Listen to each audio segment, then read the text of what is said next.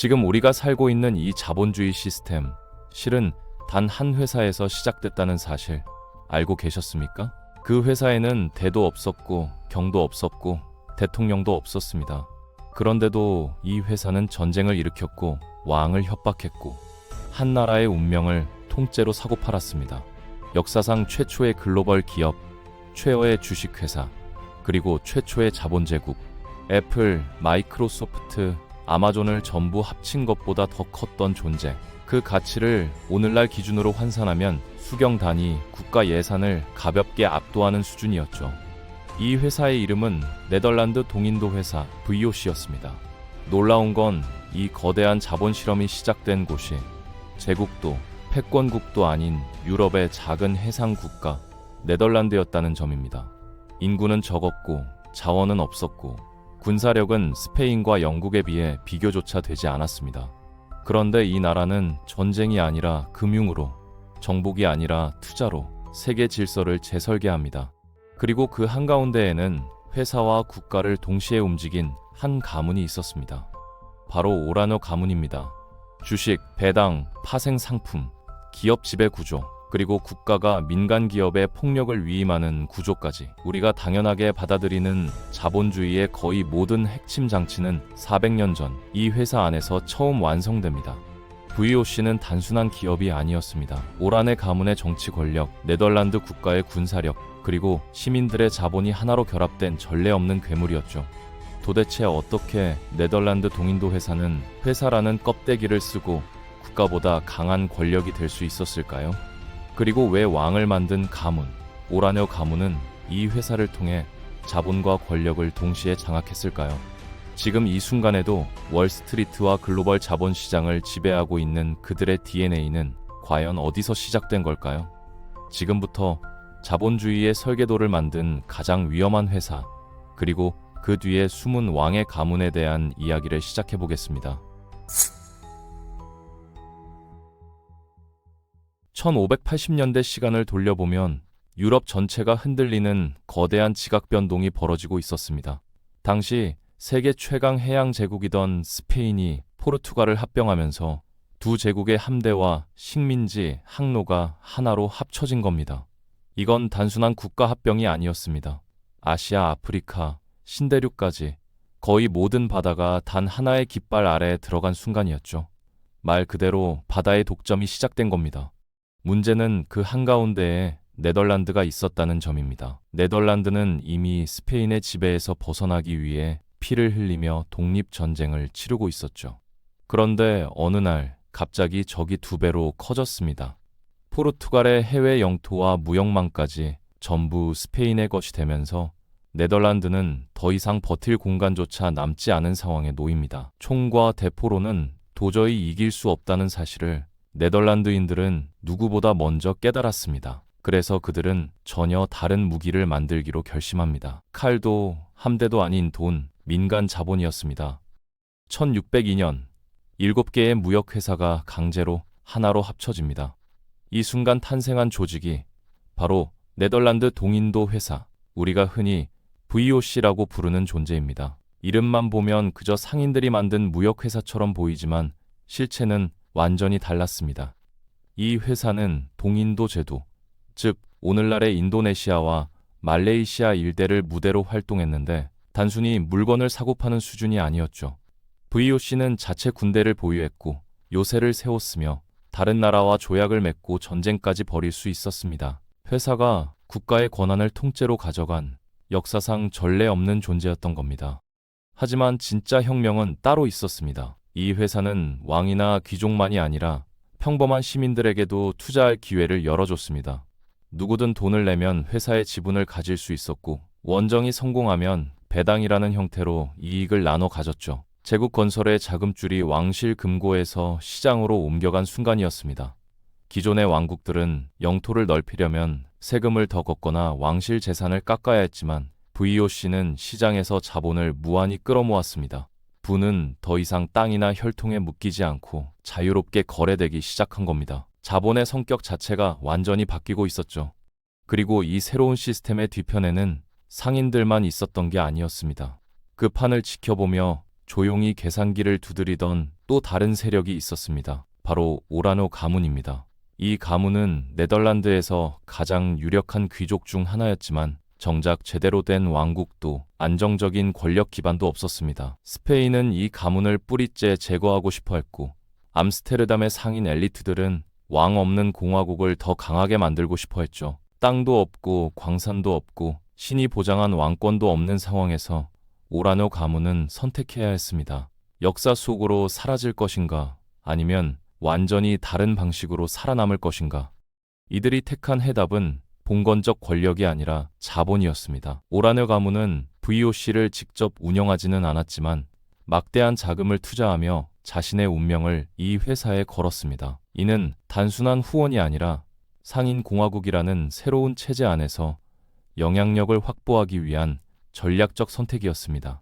왕관 대신 지분을, 혈통 대신 자본을 쥔 순간이었죠. 이때부터 권력의 중심은 칼과 왕좌에서 돈과 시장으로 이동하기 시작합니다.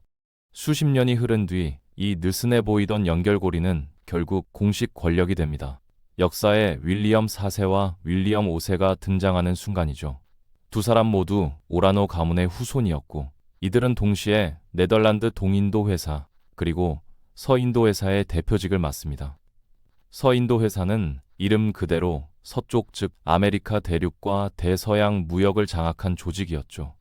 이 말은 곧 한 가문이 동쪽과 서쪽의 글로벌 무역 네트워크를 동시에 통제하게 됐다는 뜻이었습니다. 결과적으로 이들은 네덜란드뿐 아니라 유럽 전체에서도 손에 꼽히는 실질적 권력자가 됩니다. 회사가 동쪽으로 팽창할수록 오라노 가문은 위로 올라갔습니다. 왕관은 없었지만 배당금이 그들의 권력을 보장했습니다. 더 이상 땅을 얼마나 가졌느냐가 중요하지 않았고, 얼마나 많은 지분을 쥐고 있느냐가 힘의 기준이 됐죠. 칭호 대신 주식이, 혈통 대신 시장이 권력을 만들어내는 시대가 열리고 있었던 겁니다. 이 시점에서 VOC는 더 이상 회사처럼 움직이지 않았습니다. 주권 국가처럼 행동했습니다. 시가총액은 웬만한 국가의 GDP를 넘어섰고, 민간 군대는 실제 강대국의 군대를 상대로 승리를 거두기도 했죠. 외교를 하고 전쟁을 벌이고 조약을 체결하는 주 과연 회사라고 부를 수 있을까요? VOC는 이름만 회사였을 뿐 실체는 하나의 제국이었습니다. 기업과 국가의 경계가 완전히 붕괴된 상태였죠.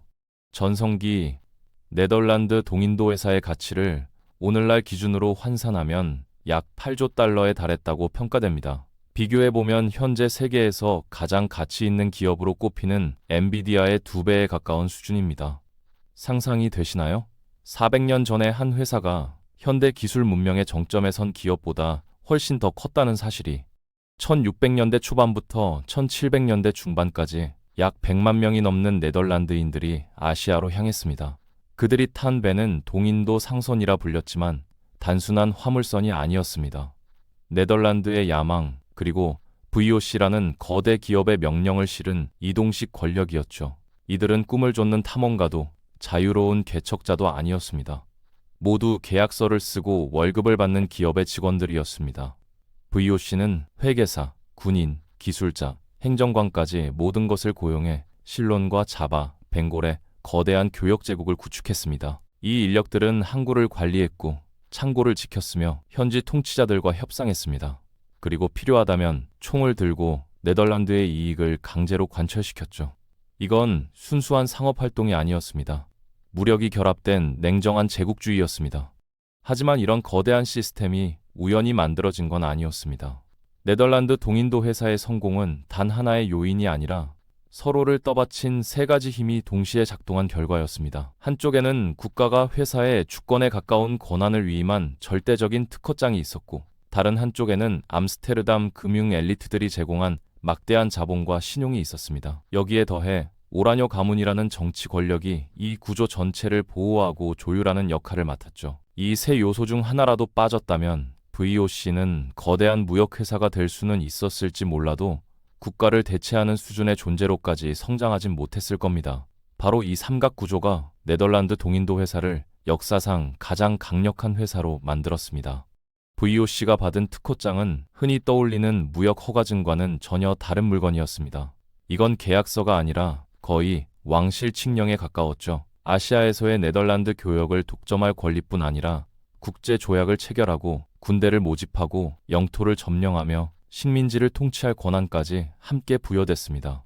말 그대로 주권 국가가 행사하는 모든 행동을 하나의 회사가 합법적으로 수행할 수 있게 만든 문서였던 겁니다. 더 충격적인 건 이 모든 결정의 인장이 왕궁이 아니라 회사 이사회에서 나왔다는 사실이죠. 이 권한은 종이 위에만 존재한 게 아니었습니다. VOC는 약 150척에 달하는 상선과 5만 명에 가까운 직원, 여기에 10,000명 규모의 자체 군사력까지 보유한 조직이었고, 이는 웬만한 소국의 국력과 맞먹는 수준이었죠. 이들은 상인처럼 움직이지 않았습니다. 매출과 군대를 동시에 가진 국가처럼 행동했어요. 그들의 깃발은 페르시아만에서 일본까지 지도 곳곳에 꽂혔지만 그 중에서도 가장 압도적인 지배력을 행사한 곳은 동인도 제도였습니다. 1610년 VOC는 칠리온강 인근에 거점을 세울 권리를 확보했습니다. 그리고 9년 뒤 자카르타를 무력으로 점령하고 도시의 이름을 바타비아로 바꿉니다. 네덜란드인의 고대 명칭을 붙인 이 선택은 단순한 지명 변경이 아니라 이곳이 이제 네덜란드의 땅이라는 노골적인 권력 선언이었습니다. 바타비아는 곧 아시아 전체의 중력 중심이 됩니다. 향신료, 은, 직물, 무기, 정보가 모두 이 도시를 거쳐 흘렀고 권력 또한 이곳에 집중됐습니다. 오늘날 인도네시아에서 음식과 언어, 건축과 행정구조 곳곳에서 네덜란드 흔적의 흔적을 발견할 수 있는 이유가 바로 여기에 있습니다. 300년에 가까운 지배는 단순한 통치를 넘어 사회의 뼈대 자체를 바꿔놓았죠. 바타비아에는 네덜란드 총독이 상주했고 이 도시는 300년 동안 VOC의 실질적인 사령부로 기능했습니다. 주변의 왕국과 부족들은 선택지가 없었습니다. 바타비아의 이해관계에 맞춰 움직이거나 시장에서 퇴출되거나 무력으로 제압당하는 것뿐이었죠. 하지만 이런 규모의 작전을 유지하려면 대담한 비전이나 무력만으로는 부족했습니다. 진짜 필요한 건 끝없이 공급되는 돈이었습니다. VOC는 왕실의 금고나 단기 차입에 의존하는 대신 전혀 새로운 방식을 만들어냅니다. 여기서 다시 한번 판을 바꾸는 혁신이 등장하죠. 일반 시민들이 회사에 투자하고 팔지 않는 한 영구적으로 주주로 남을 수 있는 구조였습니다.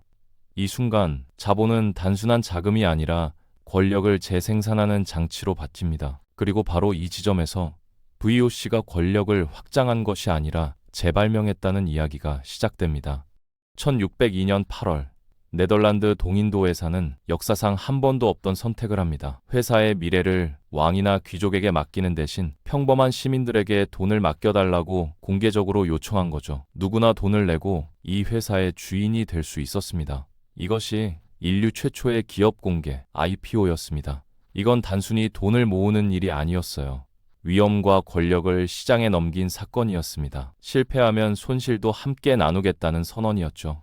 사실 사람들은 이미 눈치채고 있었습니다. 그해 3월 VOC가 정부로부터 아주 강력한 특허장을 받아냈거든요. 아시아 무역 독점은 물론이고 군대 보유와 전쟁, 조약 체결까지 가능한 권한이었습니다. 이 순간 사람들은 깨달았습니다. 아, 이건 그냥 무역회사가 아니구나. 사실상 국가구나. 동인도 회사의 주식이 풀리자마자 돈이 몰려들었습니다. 이건 배 한 척의 성공이 아니라 제국 하나에 베팅하는 기회였기 때문이죠. 그리고 이 흐름 뒤에는 이미 암스테르담을 장악하고 있던 금융 엘리트들이 있었습니다. 그들은 눈에 띄지 않게 도시의 돈을 움직이며 자본을 정확한 시간에 정확한 곳으로 흘려보내고 있었고 VOC는 그 자본이 한꺼번에 쏟아질 수 있는 완벽한 그릇이었습니다. 서로 적대하던 강력한 가문들과 이해 관계자들이 하나의 회사 아래에서 협력할 수 있었던 이유는 단순합니다. 서로를 믿지 않아도 되게 만드는 장치가 필요했기 때문입니다. 그 역할을 한 것이 바로 회사와 금융제도였습니다. 이 변화의 중심에는 오라냐나소 가문이 있었습니다. 이들은 이 새로운 질서를 후원했지만 동시에 그 질서에 의존할 수밖에 없는 처지였습니다. 네덜란드 내부에서는 상인 엘리트들이 왕이 아닌 공화국을 원했고 오라너 가문은 통치자이되 왕좌는 없는 애매한 권력에 갇혀 있었죠. 외부 상황은 더 위태로웠습니다. 가톨릭 강대국 합스부르크 스페인은 네덜란드의 독립을 반란이자 이단으로 규정했고 무력을 통해 이를 짓밟으려 했습니다. 하지만 이 위기를 해결할 기존의 수단은 없었습니다. 오라너 가문에게는 봉건 영주처럼 농로도 없었고 스페인처럼 은광이나 신의 이름으로 정당화된 절대 권력도 없었기 때문입니다. 그래서 이들이 선택한 것은 전혀 다른 방식의 권력이었습니다. 왕관이 아니라 시장을 통해 통치하는 것, 토지나 혈통이 아니라 자본과 규칙을 기반으로 한 통치였습니다. 그 핵심 장치가 바로 금융제도였습니다. 네덜란드는 하나의 거대한 회사를 만들고 그 회사의 소유권을 영구 주식이라는 형태로 쪼개 모두에게 팔기 시작합니다. 이는 단순한 투자 상품이 아니었습니다. 전쟁과 항해라는 불확실한 위험을 숫자로 계산 가능한 공동의 위험으로 바꾼 장치였죠. 주식을 사는 순간 귀족이든 상인이든 평민이든 모두 같은 규칙 아래 묶였습니다. 서로를 믿을 필요는 없었고 대신 시장 가격을 믿으면 됐습니다.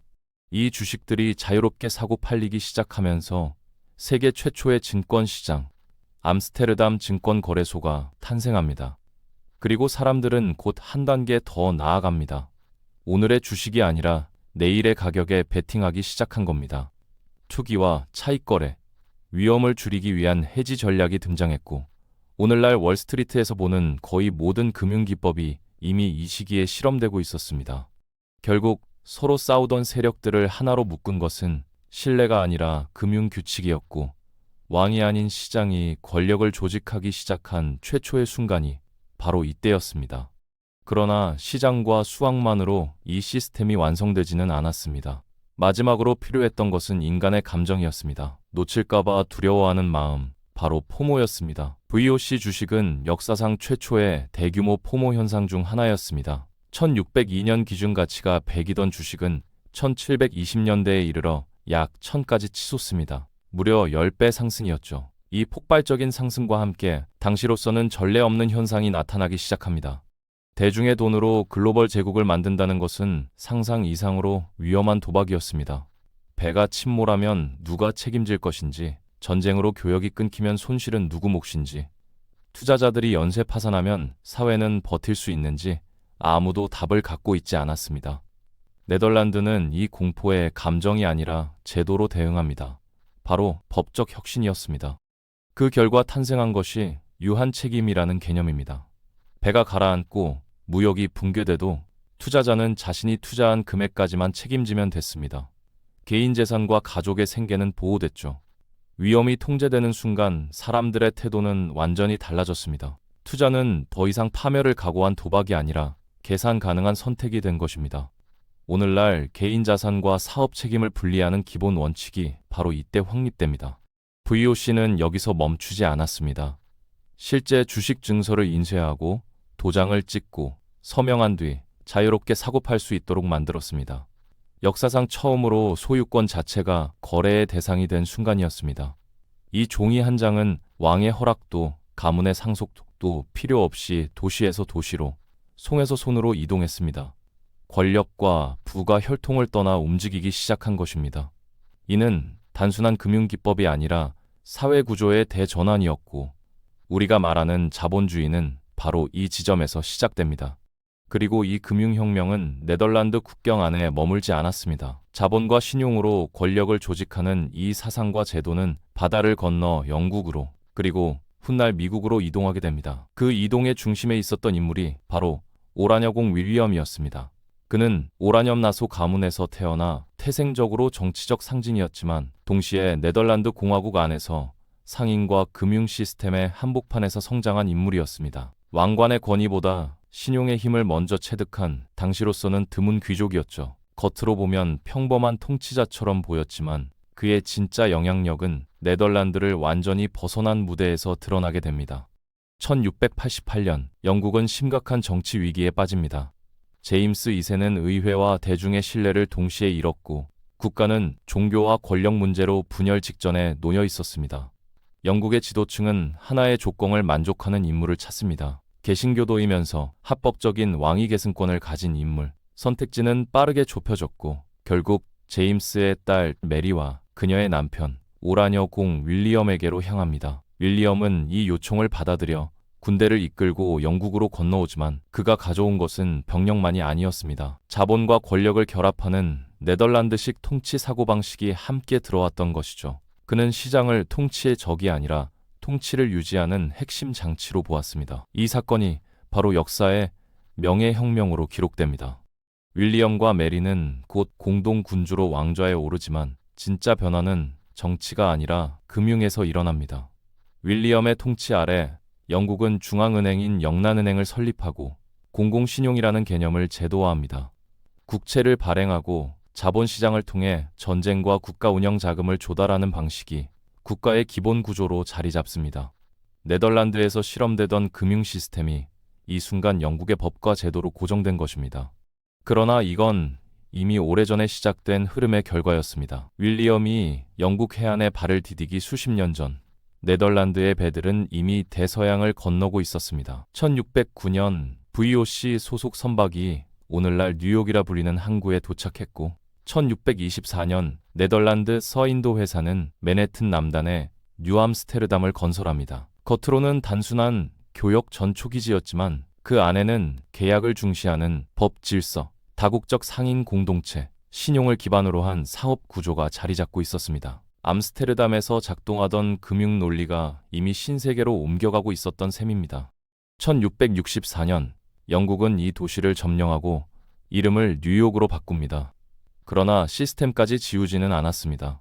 법 체계와 금융 관행, 상업적 습속 상당 부분을 그대로 유지했죠. 이유는 단순했습니다. 그 방식이 실제로 작동했기 때문입니다.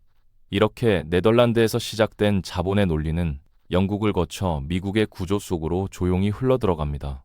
같은 시기 유럽 내부에서도 중요한 변화가 진행되고 있었습니다. 1600년대의 암스테르담과 런던은 겉보기엔 비슷해 보였지만 금융의 성격은 전혀 달랐습니다. 암스테르담은 은행과 예치금, 공공신용처럼 느리고 단단한 구조를 선호했고, 런던은 투기와 속도, 가격 변동이 지배하는 거친 시장에 가까웠습니다. 그런데 1700년대로 접어들며 이 두 세계가 서서히 결합하기 시작합니다. 암스테르담의 실내내 기술 위에 런던의 거래의 혁신이 얹히면서 전혀 새로운 형태의 금융 권력이 탄생한 것입니다.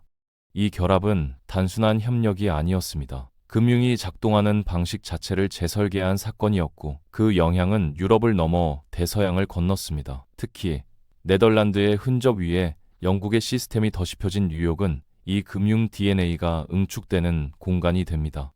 뉴욕은 암스테르담에게서 신용 관행을, 런던에게서 시장과 증권의 감각을 물려받았고, 이 혼합은 시간이 지나며 세계 금융을 움직이는 엔진으로 변모해 갑니다.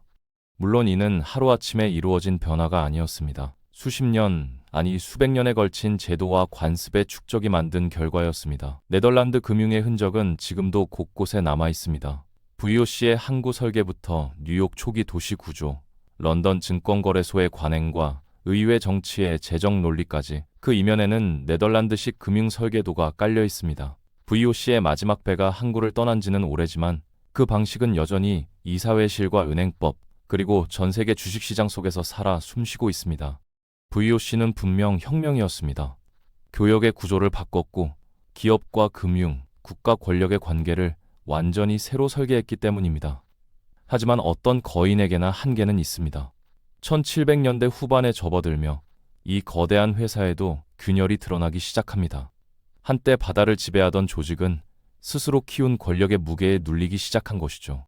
문제는 외부보다 내부에 있었습니다. VOC의 권력은 너무 빠르게 확장됐지만 이를 감시하고 통제할 장치는 끝내 따라오지 못했습니다. 부패는 서서히 스며들었고 의사결정은 느려졌으며 관료들은 회사의 미래보다 자신의 이익에 집착하기 시작합니다. 여기에 영국과 프랑스와의 경쟁, 급증하는 군사비 부담까지 더해지며 회사는 모든 전선에서 압박을 받게 됩니다. 처음에는 이 모순들을 버텨냈지만 시간이 흐를수록 장악력은 눈에 띄게 약해졌습니다. 한편 시장 자체도 변하고 있었습니다. 세상은 더 이상 독점에 관대하지 않았고 더 빠르고 유연한 경쟁자들이 등장하면서 VOC의 위치는 점점 좁아졌습니다. 결국 1795년 VOC는 더 이상 스스로를 유지할 수 없게 됩니다.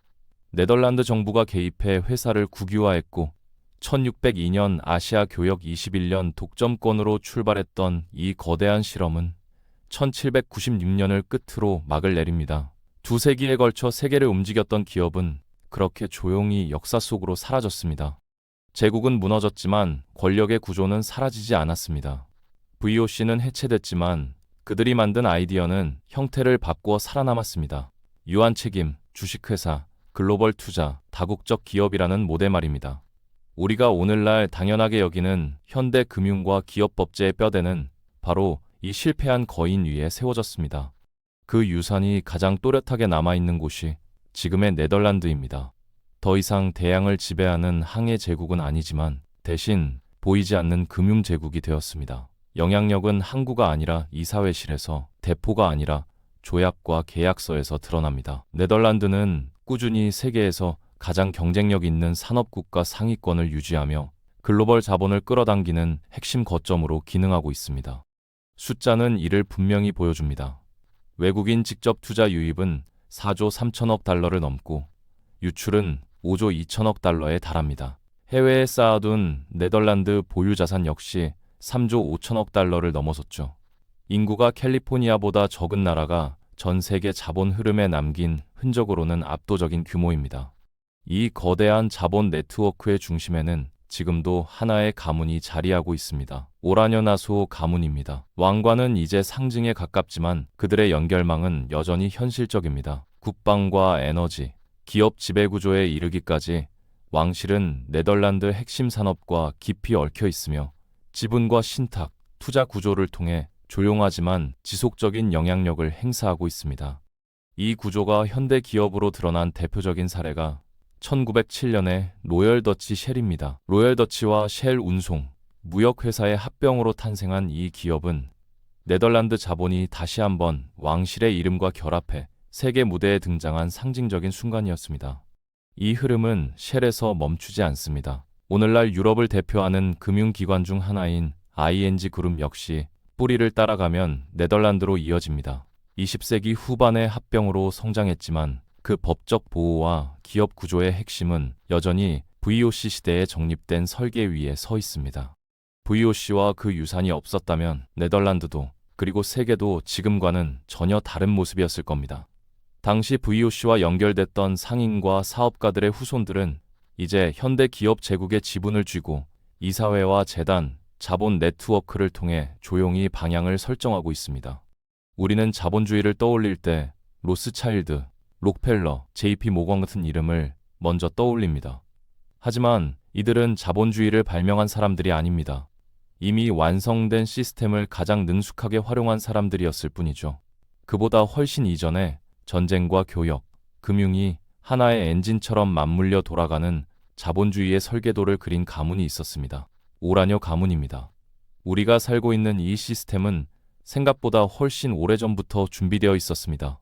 이 이야기를 완성하려면 그들이 남긴 또 하나의 얼굴을 외면할 수는 없습니다. VOC는 단순한 상인이 아니었습니다. 이윤을 위해서라면 국가보다 더 가혹한 폭력을 행사한 조직이었고 그 폭력은 아시아 전역에 체계적으로 행사됐습니다. 가장 상징적인 사건이 반다 제도 학살입니다. 육두구 독점을 위해 VOC는 원주민 사회를 조직적으로 파괴했고 수천 명을 학살하거나 노예로 만들었습니다. 그리고 그 자리를 네덜란드 정착민으로 채웠죠. 교역을 위한 정복이 아니라 인구 자체를 교체한 식민 지배였습니다. 이 폭력은 일회성이 아니었습니다. 안보이나에서는 경쟁 세력이던 영국인과 일본인 무역상들이 고문 끝에 처형됐고 바타비아 오늘날의 자카르타에서는 경제 위기 속에서 중국인 민간인이 집단 학살당했습니다. 이 사건들은 모두 교역 패권을 지키기 위한 공포 정치의 일부였습니다. VOC의 통치는 구조적으로 폭력에 의존하고 있었습니다. 향신료 생산지에서는 강제 노동이 일상화됐고 원주민들은 자신의 땅에서 회사의 이익을 위해 작물을 재배해야 했습니다. 저항은 언제나 존재했지만 돌아온 것은 군사력에 의한 무자비한 진압이었고 현지 정치 구조는 해체되거나 꼭두각시로 대체됐습니다. 교역로와 자원을 통제하기 위해 사회 자체를 재설계한 것입니다. VOC는 현대 금융과 기업 시스템의 기초를 닦았고 그 유산은 지금도 살아있습니다. 하지만 그 번영은 학살과 착취, 강제 노동 위에 세워졌다는 사실 역시 부정할 수 없습니다. VOC의 부상에서 로열 더치 쉘에 이르기까지의 흐름을 따라가다 보면 하나의 패턴이 선명하게 드러납니다. 권력과 자본은 한 번도 분리된 적이 없었다는 사실입니다. 오라노 가문은 그걸 아주 일찍 이해했어요. 왕관보다 더 오래가고 더 조용하며 더 멀리 퍼지는 힘이 있다는 것, 바로 자본이었습니다. 그들은 교역을 단순한 상업이 아니라 기업과 국가가 결합된 새로운 권력 구조로 바꿨고, 그 모델을 세기와 대륙을 넘어 확장했습니다. 그 결과 오늘날 우리가 살아가는 세계에서 돈이 움직이고 국가가 선택하고 전쟁과 평화가 결정되는 방식까지 정의하는 유산을 남겼죠. 네덜란드는 더 이상 바다를 지배하지 않습니다. 하지만 네덜란드 자본은 이제 함대가 도달할 수 없었던 곳까지 스며듭니다. 대포 대신 계약으로, 깃발 대신 지분으로, 항구 대신 이사회실을 통해 국경을 넘나들죠. 만약 시장이 한때 군주에게만 허락됐던 권력을 쥐고 있다면 그 시장은 과연 누가 지배하고 있는 걸까요? 왕관이 보이지 않는 시대에 진짜 왕관은 누구의 머리 위에 놓여 있는 걸까요? 이건 과거의 이야기가 아닙니다. 지금 이 순간에도 여전히 진행 중인 이야기입니다.